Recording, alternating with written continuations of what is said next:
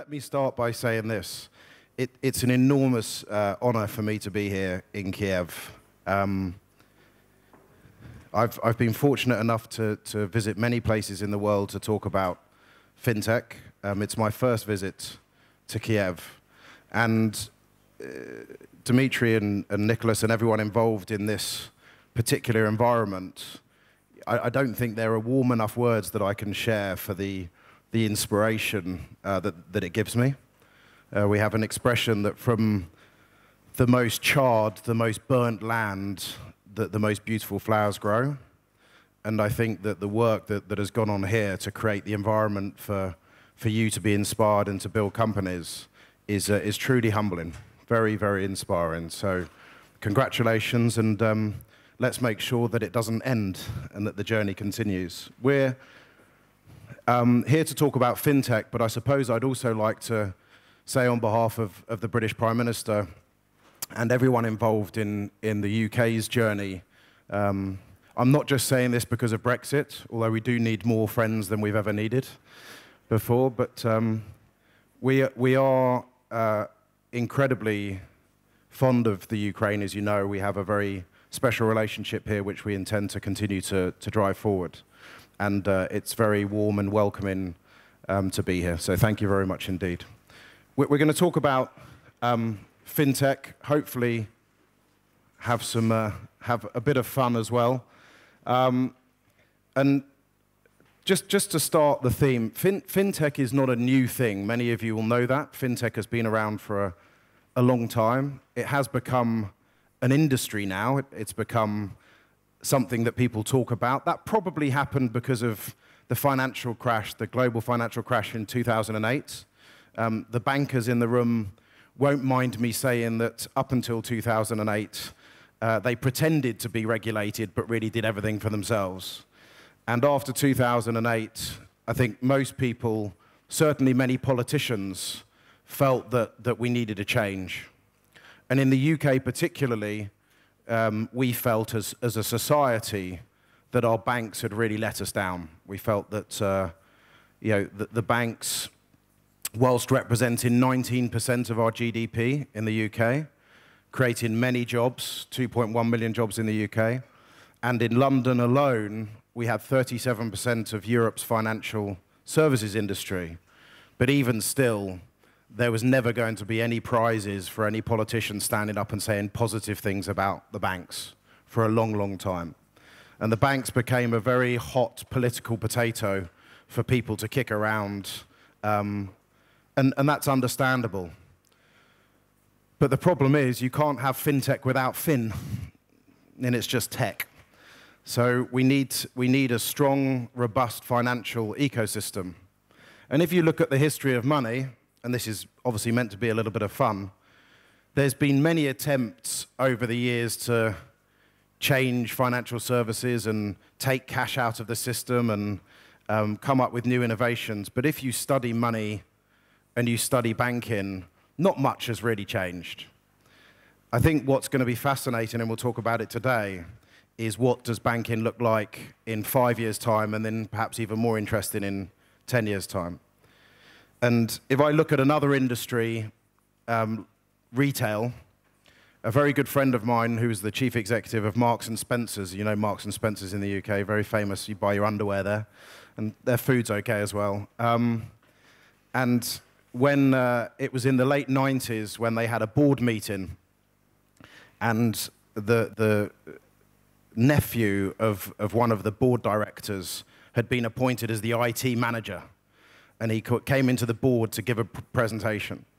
And he started talking about the threat of this new technology of the internet and these companies that were being built in Silicon Valley. And he mentioned this name of a guy called Jeff Bezos and said, there's this company that he's working on called Amazon, and I think it's going to be the death knell, the end of retail as we know it.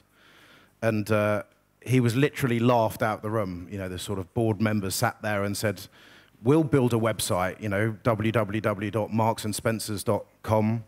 People aren't going to want to shop online. And obviously, we all know what happened. And I still today go around the world and meet with bank chief executives who see fintech as inevitable disruption. They see it as, yeah, people will innovate, we'll learn, and then we'll move on. And I think that's a very dangerous mindset. So anyway, as money has been, I'm not sure what's happening here, but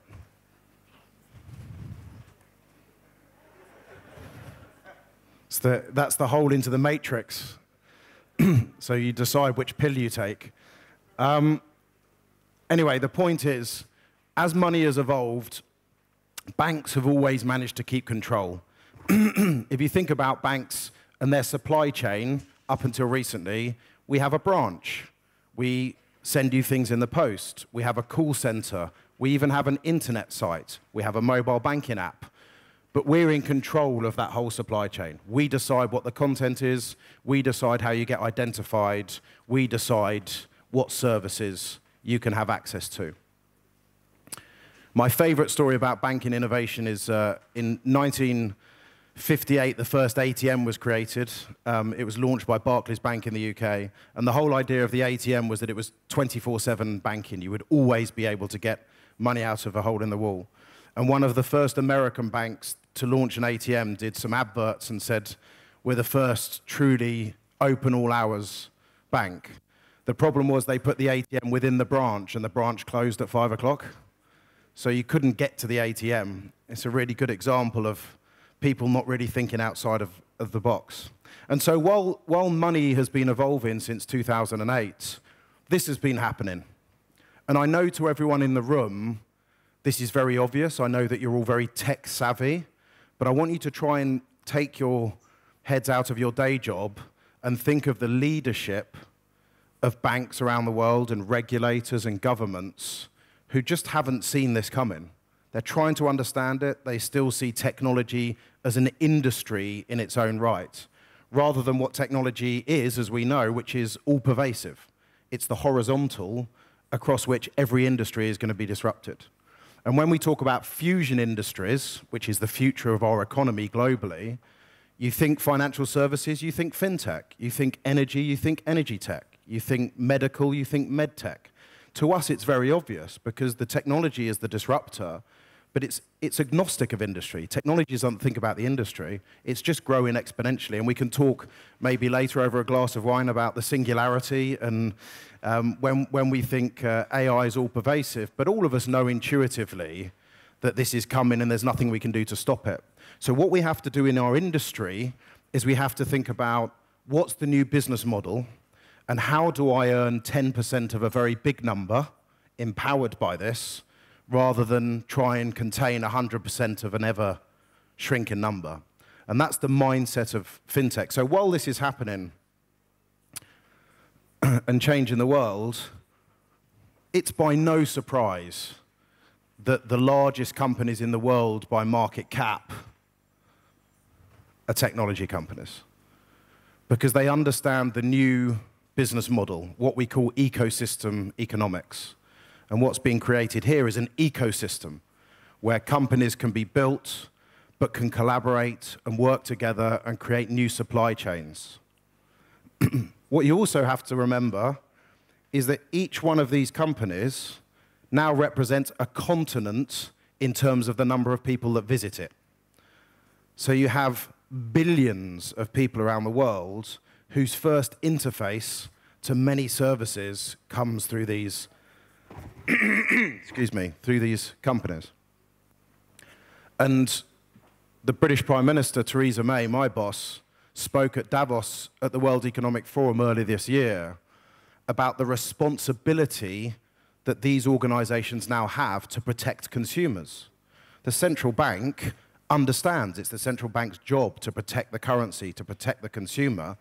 This is new thinking to these companies. Many of these companies didn't exist 20 years ago, and suddenly you have the responsibility for 1 billion citizens and how they think and what they interact with and how they trade.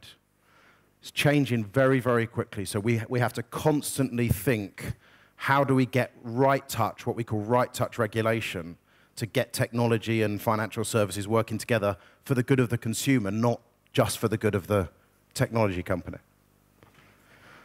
And as I said, it's not a new industry. It's a very big industry in its own right, has been for a long time. In the UK alone, $75 trillion of payments was processed in 2015. What's happening since 2008 is we're lifting the lid on the industry. We're starting to see behind the bank's firewall. We're starting to understand the size of the spaghetti junction. The fact you can get off a plane in Tokyo or in Rio de Janeiro and use the same bank card with the same 4-digit PIN to withdraw money is because for many years fintech has been happening. We have MasterCard here today. MasterCard was an unknown company 10 years ago because it was owned by the banks. No one saw its balance sheet. No one understood its business model. Same with Visa, same with China UnionPay, same with Discover. But these are enormous businesses that do things every day that enable us as consumers to take for granted the fact that we can get access to our financial services. That's the size of the industry below the iceberg surface of the water. So people often ask me, where's this perfect storm come from? Why is it all happening so quickly? And it's not because of one thing. I talked about 2008 and the financial crash. That's part of it. But it's everything coming together at the same time. It's this feeling of consumer empowerment that I'm in control. We can talk about regulation, GDPR, PSD2, MiFID, all of the things that are creating the tailwind, but it's being pulled by the consumer. I remember in the UK, we had, when I was growing up, we only had 3 TV channels. We had BBC One, BBC Two, and ITV. That was it. We didn't even have a remote control, so you had to get up off the couch to change the channel. And when Channel 4 came out, everyone was really excited. This is new content. There's a new channel. That was a big moment. Well, that's not that long ago. I was growing up. If you think of what access we now have to whatever we want to watch, whenever we want to watch it, in whatever format we want, that's a 20-year revolution. This is not a 100-year revolution, 20-year revolution. Consumers aren't going to wait for banks to give them what they want. They'll find it any way they can find it. So that's part of it. Obviously, the technology that you're all working on and that innovation is happening very, very quickly. And we know the exponential growth of technology. We understand Moore's law, but there's new laws being introduced now that we didn't even understand the speed of growth. The regulatory directives are really interesting, and we in the UK have made a conscious decision. The Prime Minister at the time, David Cameron, and I were traveling to meet the amazing Nelson Mandela for his birthday in 2011. And on the way, we were having a glass of wine on the I keep mentioning wine, it's not a good sign. We were on the flight, and we were talking about moving the conversation on. How do we get the conversation beyond banking, but still retain our financial services industry? And we looked at some of the regulation that was coming, PSD2, the Payment Services Directive. We looked at things like open banking. We looked at things like GDPR, so the access to consumer data, giving consumers back control of their data. And we said, why don't we just get ahead of it? Why don't we create an environment where we test these things and actually become a bit of an incubator for the world? And that's really where our fintech industry was born in the UK. And as I was explaining earlier to Michael, we have 77,000 new jobs in fintech since 2012 in the UK. 77,000 new jobs, 14.8 billion of inward investment in fintech. And that's truly fintech. That's not banks using IT services. That's new companies, new resources, new taxpayers. And so that's been proven to be the right thing to do. Get the regulator to see the opportunity, and I know you have a very open and innovative central bank here. That's critical for fintech to work. And then, of course, new business models. We cannot have a situation where banks believe that the old business models are going to sustain. Retail banking in a market like the UK just doesn't make money. Mortgages make some money, but retail banking, ATMs are free, internet banking's free, mobile banking's free, everything's free. Someone's got to work out that's not making anyone any money. But if we think about the fact that banks do certain things very well, KYC, AML, 5-9 SLAs, don't drop a transaction, underwrite performance, manage risk. So if we start thinking about the banks as a supermarket, as some shelves, what other products can go onto the bank's shelves? If I walk into a shop, the shop doesn't own all of the brands on the shelves. It's going to be very interesting to see some new supermarket business models where the bank says, well, I'm a marketplace. I'll identify the customer, I'll enable the customer to pay, but other than that, you can sell what you like to the customer. Start thinking about that, and we'll talk about it again in a second. So this is the perfect storm that's been driving us towards fintech.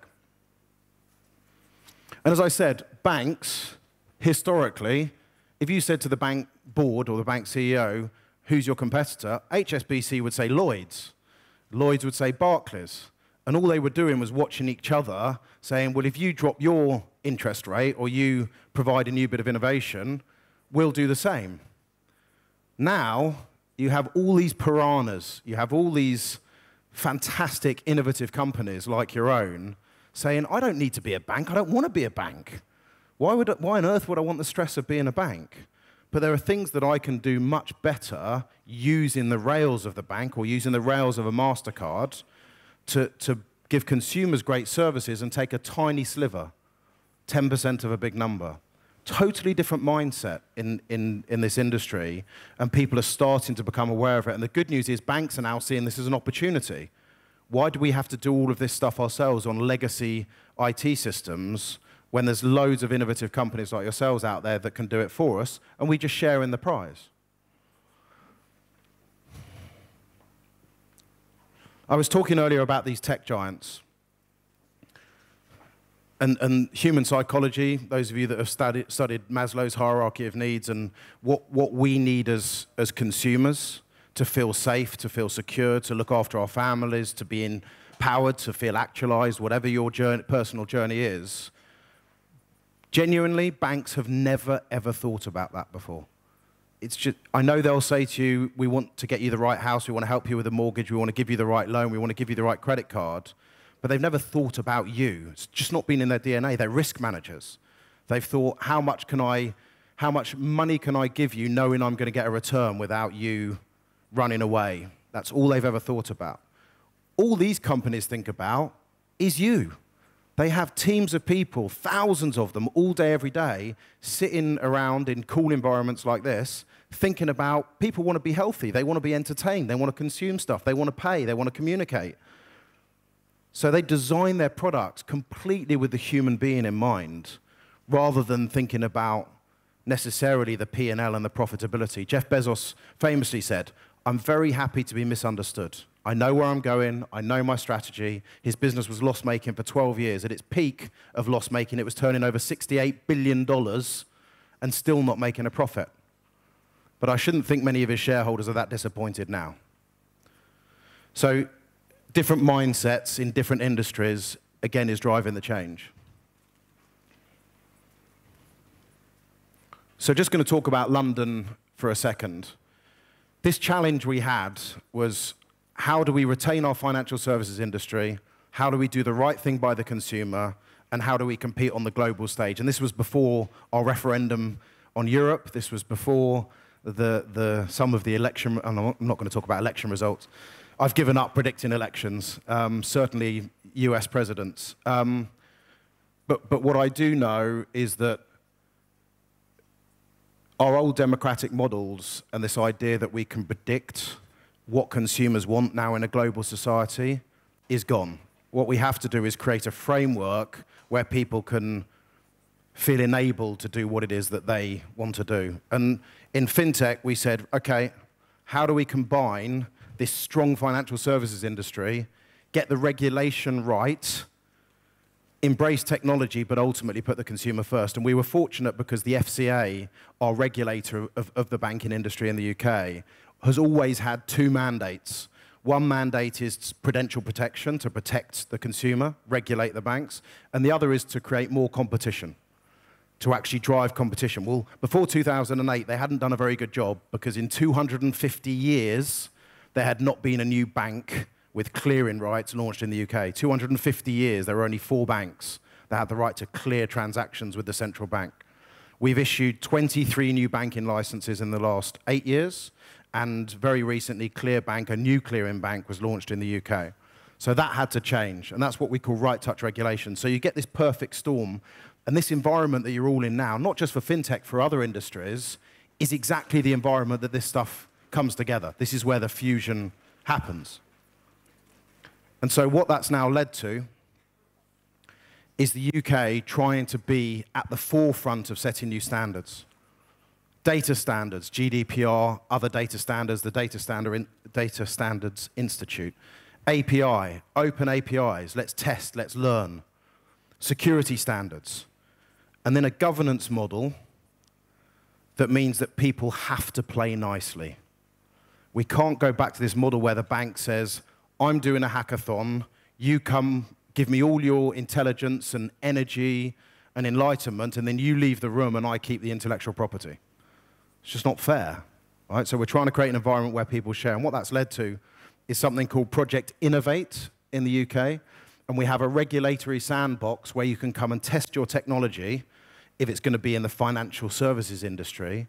We can tell you whether it's going to comply with regulation over the next 3 to 5 years, so you don't build a technology that then gets regulated out of the market. And then even more importantly, we have a conversation. We can sit and talk to you, the regulator can sit and talk to you and say, if I was designing that product, I would probably think about this, or I can introduce you to someone else. That's never been done before, having a regulator genuinely trying to help companies grow. It's been a very positive environment, and we've got the third wave of companies going through, alumni going through, but we've had over 70 companies go through the sandbox already. And we've just announced the formation of a global sandbox, and we're talking to your great country about being involved in that. We've spoken to 93 regulators about having a global sandbox that if a company here in Ukraine goes through the sandbox here, they should be able to launch in the UK without having to go through the process again. And what that's really led to is a bit of a perfect storm, and that's why I congratulate Nicholas and Dimitri and everyone involved in this initiative, because you need the physical environment. To get the talent and the capital and the demand and the policy right, you need everyone together. I know we live in a virtual world, but you can't beat having this physical environment. You can't beat the fact that everyone can work together, and technology sometimes fails. Being together as human beings is a very empowering thing.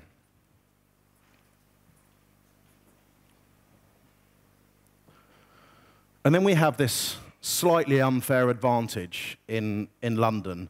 FinTech is not just about London, it's about the UK, but we do have a slightly unfair advantage. And in the UK, societally, we've always been very embarrassed of success. If you go to a dinner party in the UK and you mention that you're an entrepreneur, people used to look down into their soup and kind of, it was a bit embarrassing. Whereas obviously in America, if you're an entrepreneur, everyone's high-fiving and you're jumping up and down and saying, I've had 5 companies and they've all failed. Like, well, yeah, you're the man. Go fail again. It's a very different psychology to the UK, where it's like, I left my really good job working in a bank and I set up a company and it didn't work out, and people are like, there's the door. Have a good night. Don't come back. So we're trying to change that culture in the UK and point out that failing's a really, really good stepping stone on the way to learning and wisdom and success. And so what we've tried to do is embrace our unfair advantage. So this is our tube map in London, and we have a new rail line being launched next year called Crossrail, and it can take you from Canary Wharf on the far east side of the city to Heathrow in 39 minutes, stopping in the city, stopping in the West End, stopping near Battersea. And so very, very quickly you can get across our great city.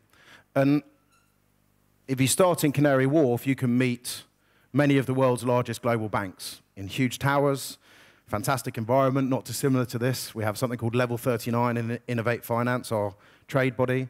You can go and have conversations about your technology, the fact that it could help with the bank. And then you can jump on the Crossrail. 6 minutes later, you can be in the old city.